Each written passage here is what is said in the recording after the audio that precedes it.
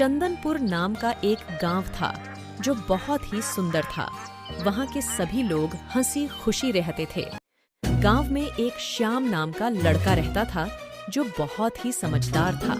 एक दिन गांव में यह खबर फैलती है कि गांव के कुछ लोगों ने चुड़ैल देखा है। यह खबर गांव में आग की तरह फैल जाती है। अरे भाई, ये हमारे हंसते खेलते गांव पर किसकी नजर लग गई है? सभी लोग चुड़ैल से डरे हुए हैं। हाँ भाई, मैंने तो खुद अपनी आंखों से देखा है। रात को 10 बजे के बाद पुराने बरगद वाले पेड़ के पास आती है और गांव की बकरियों को अपने साथ उठाकर ले जाती है। श्याम ये सभी बातें गौर से सुन रहा था।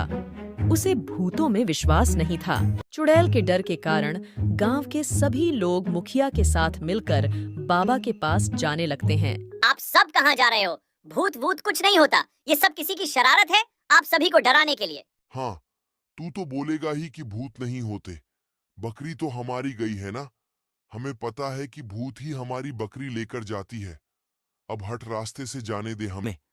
फिर सभी बाबा के पास चले जाते हैं।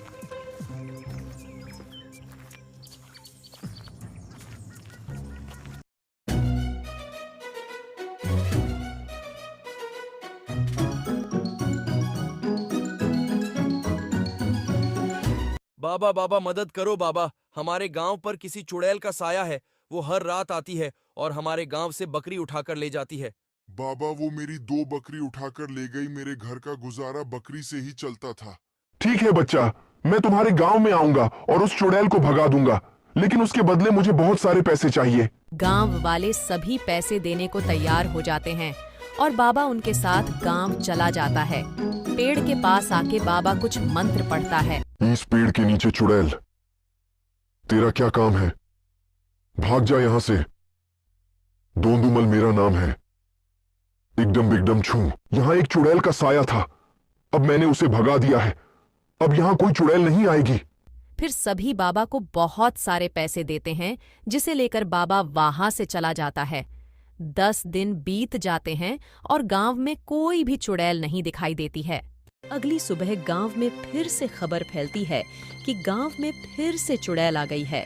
मैं भी तो देखूं, आखिर ये चुड़ैल है कौन जो गांव के सभी लोगों को डरा रही है। रात होते ही श्याम पुराने बरगद वाले पेड़ के पास पहुंच जाता है और पास की झाड़ी में छिप जाता है। जैसे ही घड़ी में 10 बजते हैं, वहां एक चुड़ैल आ जाती है।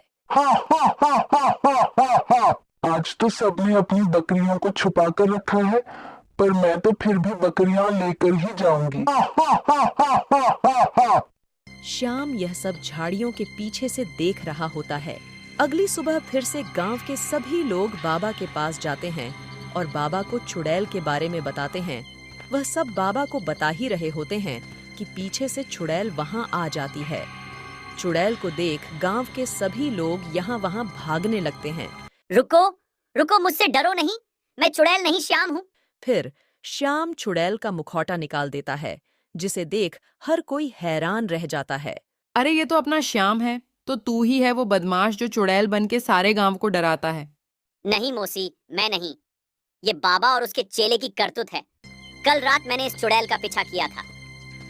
वह चुड़ैल बकरी लेकर यहाँ बाबा की झोपड़ी में आई थी।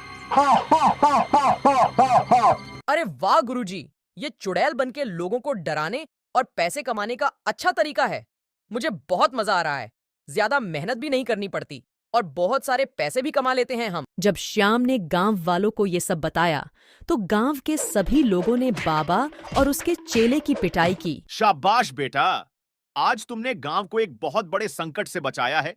तुम सच में बहुत समझदार हो। इसके बाद गांव के सभी लोग गांव वापस लौट जाते हैं और एक बार फिर खुशी खुशी अपना जीवन व्यतीत करने लगते हैं।